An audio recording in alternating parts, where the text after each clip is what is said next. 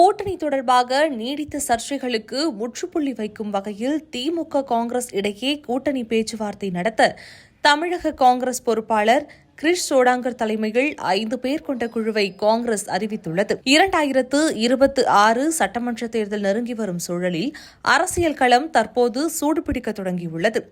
தொகுதி பங்கீடுகள் குறித்த பேச்சுவார்த்தை இப்போதே காரசாரமாக தொடங்கியிருக்கும் நிலையில் திமுகவும் அதிமுகவும் கூட்டணி நிலைப்பாட்டில் உறுதியாக இருந்து வருகிறது.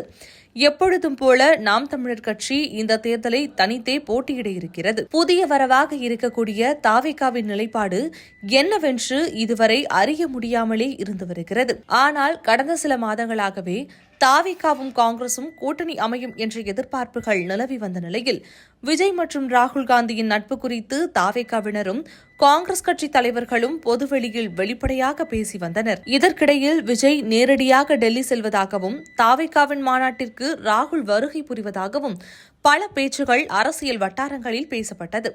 இதையடுத்து தாவேகாவும் காங்கிரசும் கூட்டணி அமைக்கும் நிலையில் திமுகவின் கூட்டணி நிலைப்பாடு என்னவாக இருக்கும் என்று பல கேள்விகள் எழத் தொடங்கியது. இந்த நிலையில்தான் பீகாரில் காங்கிரஸ் படுதோல்வியை சந்தித்த நிலையில் தமிழ்நாடு, கேரளா, மேற்கு வங்கம் உள்ளிட்ட 5 மாநில தேர்தல்களில் அதிக இடம் பிடிக்க வேண்டிய கட்டாயத்தில் காங்கிரஸ் உள்ளது.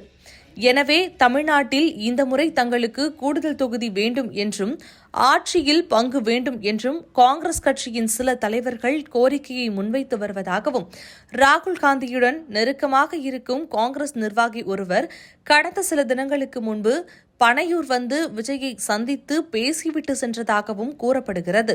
இதேபோன்று ராகுல் காந்தியும் நடிகர் விஜயும் 2 முறை தொலைபேசியில் பேசியதாக தகவல் வெளியானது தமிழக அரசியல் வட்டாரத்தில் பரபரப்பாகவும் பேசப்பட்டது.